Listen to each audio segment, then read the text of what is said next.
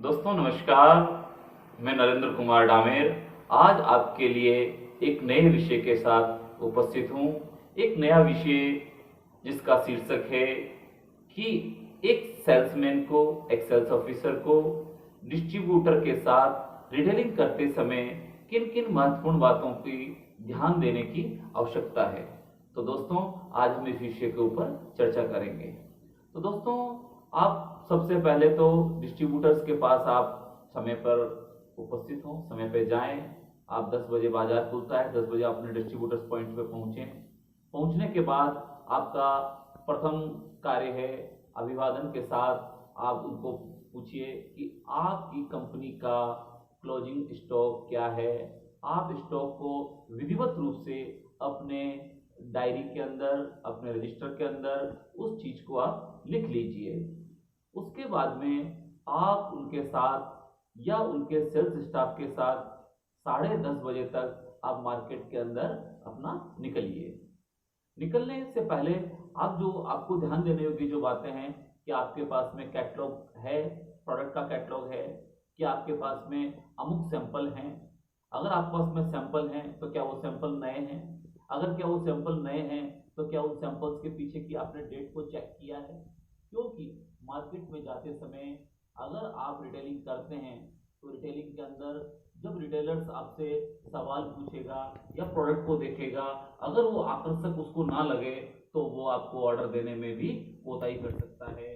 तो दोस्तों जो इसमें सबसे महत्वपूर्ण पॉइंट्स ये है, सबसे महत्वपूर्ण बात ये है कि आप जब रिटेलिंग करने के लिए जाएं, जो आपने स्टॉक लिया है वो स्टॉक ही मार्केट के अंदर आप रिटेलिंग करें। नए प्रोडक्ट, जो प्रोडक्ट आपके डिस्ट्रीब्यूटर के पास में ना है, आपके कैटलॉग में हैं, तो आप उस प्रोडक्ट की रिटेलिंग ना करें, उसकी बुकिंग ना करें। अगर आप बुकिंग करते हैं तो बुकिंग करने से पहले आप अपने सुपर स्टॉकिस्ट पॉइंट्स पे, C&F पॉइंट पे, या आप अपने सेल्स ऑफिसर या अपने एरिया सेल्स ऑफिसर को अवगत जरूर कराएं कि ये हमारी डिलीवरी इस मार्केट में आप कब तक दे देंगे। और जो दोस्तों ये वीडियो दोस्तों आप पूरा देखना, इसके अंतिम छोर तक मैं आपको ये बताने की कोशिश करूंगा कि आप इस क्षेत्र के अंदर किस तरीके से आप अपने डिस्ट्रीब्यूटर से संबंध, अच्छे संबंध बना के, और कैसे आप अपनी सेकेंडरी सेल या रिटेलिंग करके आप किस तरीके से आप इसको इम्प्रेस कर सकते हैं, डिस्ट्रीब्यूटर को इम्प्रेस कर सकते हैं। तो दोस्तों आप अपने नियत समय पर मार्केट में निकले। मार्केट में निकलने के बाद में दोस्तों आप जब शॉपकीपर के पास में आप अपनी एंट्री करवाते हैं, जब आप उसको अभिवादन करते हैं, नमस्कार करते हैं, जय श्री राम बोलते हैं, या जो भी विषय आप वहां पर अभिवादन के तौर पे इस्तेमाल करते हैं, तो दोस्तों अगर वहां पर रिटेलिंग के रिटेलर्स की दुकान के ऊपर अगर भीड़ हो, अगर लोग ज्यादा हो, तो आप वहां पर जल्दबाजी ना दिखाएं। आप वहां पर धैर्य बनाए रखें। जब रिटेलर्स थोड़े कम हो जाएं, जब वहां पर ग्राहक थोड़े कम हो जाएं, तो आप बड़े अभिवादन के साथ में रिटेलर्स को बताइए कि सर ये हमारे प्रोडक्ट्स हैं, ये प्रोडक्ट्स हम बाजार के अंदर अभी लॉन्च कर रहे हैं, ये प्रोडक्ट हमारे पास में है।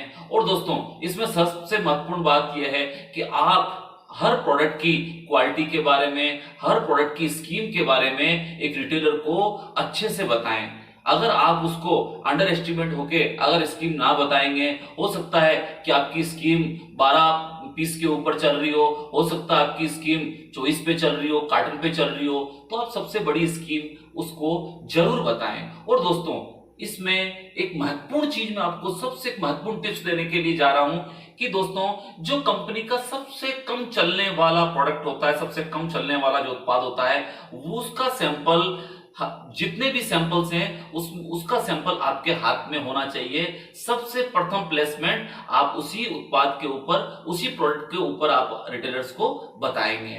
तो दोस्तों इस तरीके से आप अपने एक शॉपकीपर से दूसरे शॉपकीपर से इस तरीके से आप दिन के अंदर कम से कम 35 से 40 आउटलेट्स के ऊपर आप अपना फोकस करिए। फोकस करते समय आप उसके अंदर हर चीज को एरिया वाइज आप लैंडमार्क उसके अंदर जरूर लिखें। और दोस्तों अगर आपके साथ में अगर डिस्ट्रीब्यूटर्स का लड़का है जो आपके साथ में रिटेलिंग करने के लिए चलता है, आप उसके साथ में बहुत ही शालीनता से और बहुत ही नम्रता से उसके साथ पेश आएं और पूरा नियत समय पर एक जो आपको बीट दी गई है, जो आपके पास में एरिया है, उस पूरे एरिया के अंदर एक अच्छे से आपको रिटेलिंग करके और नियत समय पर डिस्ट्रीब्यूटर पॉइंट्स के ऊपर पहुंचना है।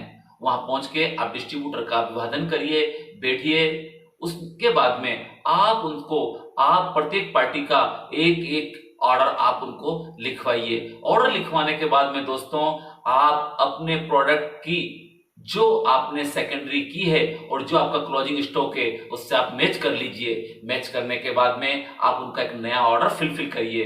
अगर आपकी कंपनी क्रेडिट देती है तो पुराने पेमेंट का तकादा कीजिए और नया ऑर्डर आप उसी समय लिख लीजिए।